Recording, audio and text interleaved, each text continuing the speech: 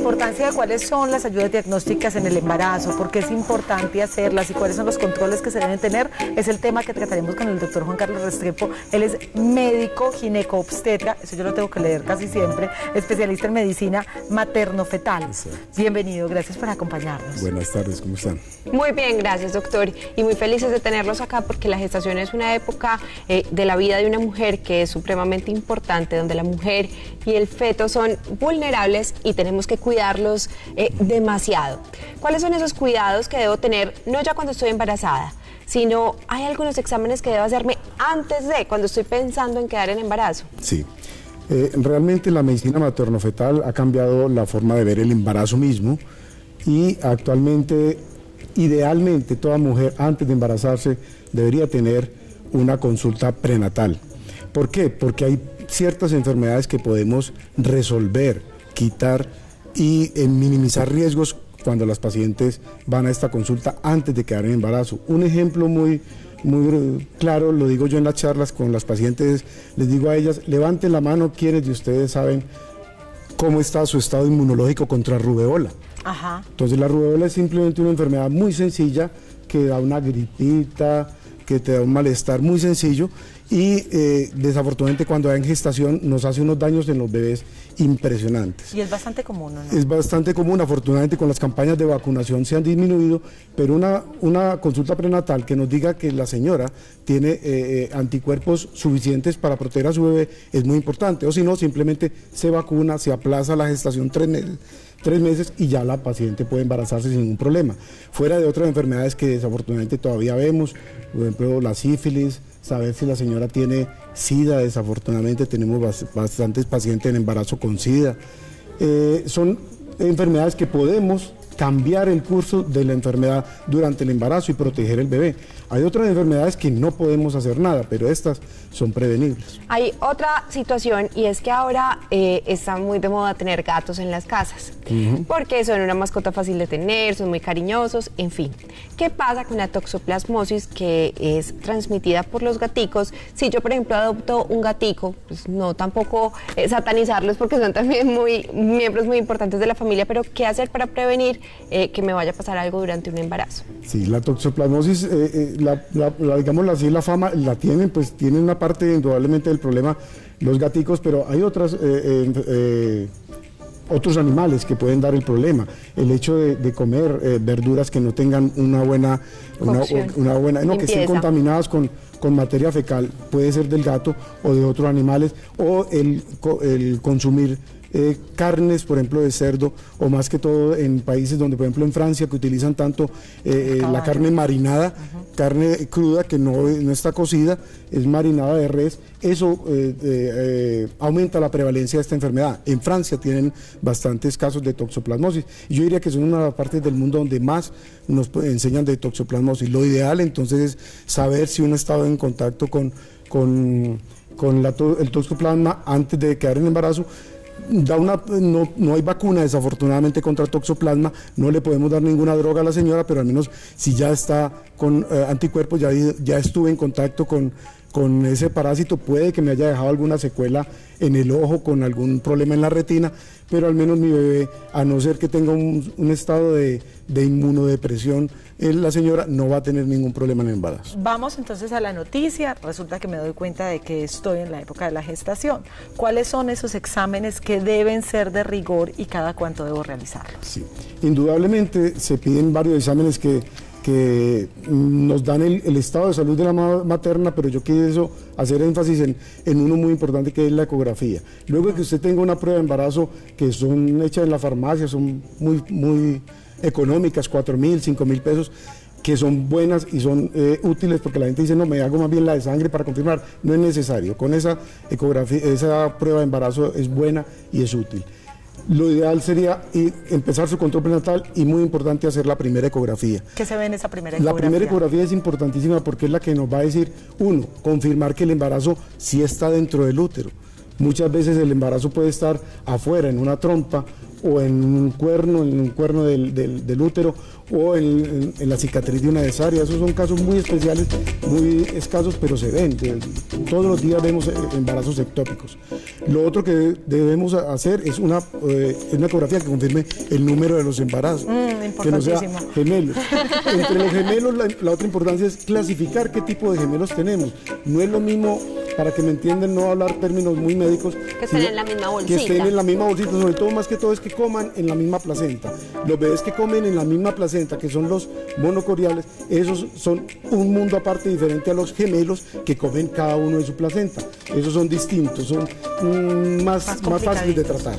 El que come en una sola placenta tiene muchos problemas y eso es un embarazo que requiere una ecografía cada 15 días, cada 2 semanas debe hacerse ecografía de esta señora. Imagínese, por Dios, doctor, pero qué alegría tenerlo en el programa. Quédese con nosotros. Quédese con nosotros porque más adelante lo vamos a seguir molestando para hacerle muchas preguntas, y la invitación obviamente a todos los televidentes, por si tienen alguna duda acerca del periodo de gestación, pues aprovechen para llamarnos a nuestra línea telefónica o también a través de nuestras redes sociales. Así que, doctor, no se puede ir quieto en primera. Mucho gusto. Vaya, mientras tanto usted sí va a hacer los Yo sí me muevo, yo sí me temas muevo. que siguen. Dale.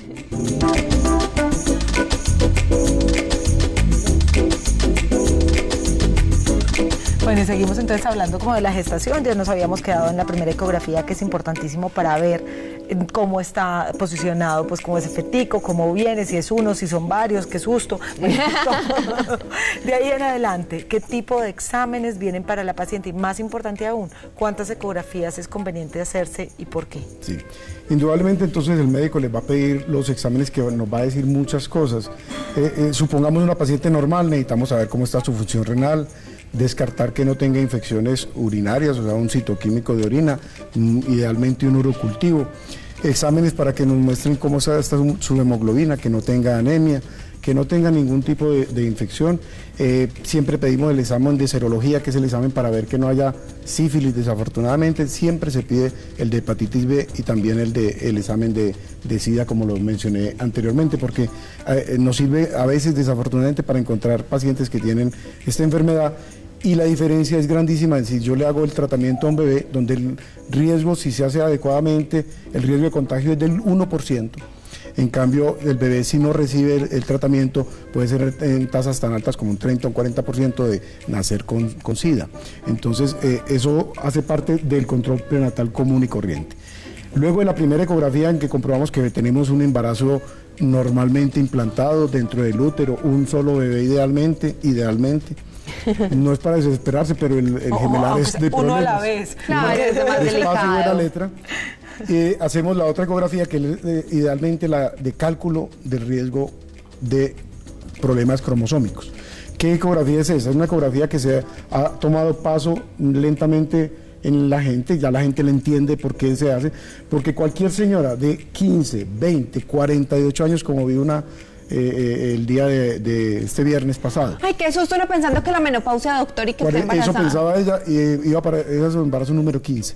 No. Le comento para que vean que todavía se ven estos casos. Entonces, esta paciente, cuando tengo yo 20 años y comparo con la de 48, indudablemente la de 20 años tiene menor riesgo de problemas cromosómicos, pero tiene un riesgo específico, muy pequeño, afortunadamente.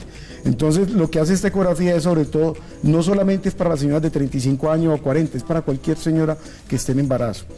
Eso lo que hace es calcular el riesgo que tengo por mi edad, y ahí, cuando ya tengo el riesgo por mi edad, esa ecografía, que si le adiciono 2 hormonas, que es la proteína plasmática placentaria y la beta-HCG libre, eso me va a aumentar la sensibilidad y mejora mucho más el riesgo.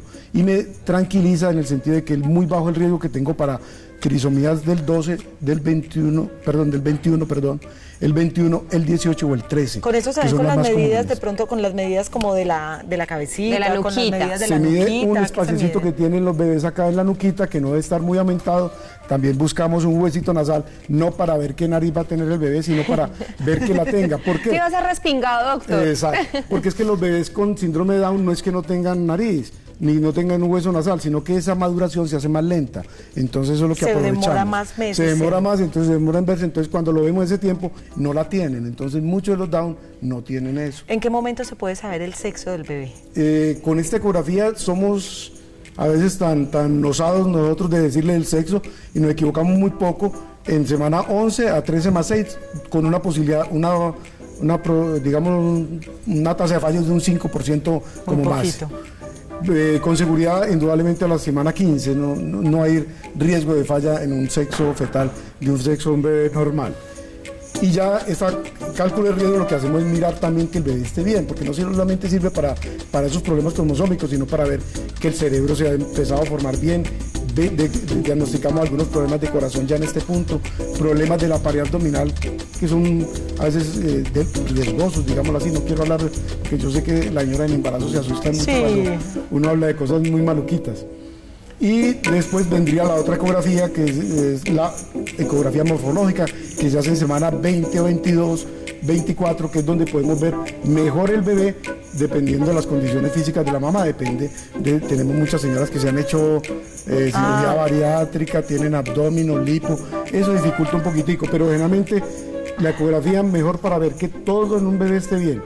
Y ya está calculado el riesgo genético, o sea, complementa la otra, es la ecografía que hacemos, que llaman morfológica, en semana 22, que esa uno 24. casi, o sea, lo único que les falta a ustedes es verle el color de los ojos, porque es que ya uno la ve como si estuviera cargando a su bebé, ¿cierto? Y es la ecografía que llamamos de tercer nivel, diferente a la tercera dimensión, que la hacemos después, que es muy bonita, muy linda y no es necesaria, pero todo el mundo se la quiere hacer. Ay, doctor, pero uno, claro. Y nosotros disfrutamos mucho haciéndola porque es muy linda. Claro. Esos 9 meses que se hacen eternos y uno poder ver ya su carita y ver cómo va a ser, eso es muy importante. Pues, doctor, muchísimas gracias por habernos acompañado hoy en Las Tres Gracias. Y vino con Mauricio, que siempre nos acompaña para este tema también de mamás y de bebés, y que tienes invitación también. Claro que sí, estamos invitando a todas las madres gestantes a nuestro 5º encuentro de parejas gestantes, que se realizará el sábado 22 de febrero en el Centro Comercial Mallorca a las 2:30 de la tarde. Pueden registrarse a través de nuestro sitio web www.bebefeliz.com.co o a través de nuestra línea telefónica 258-8654.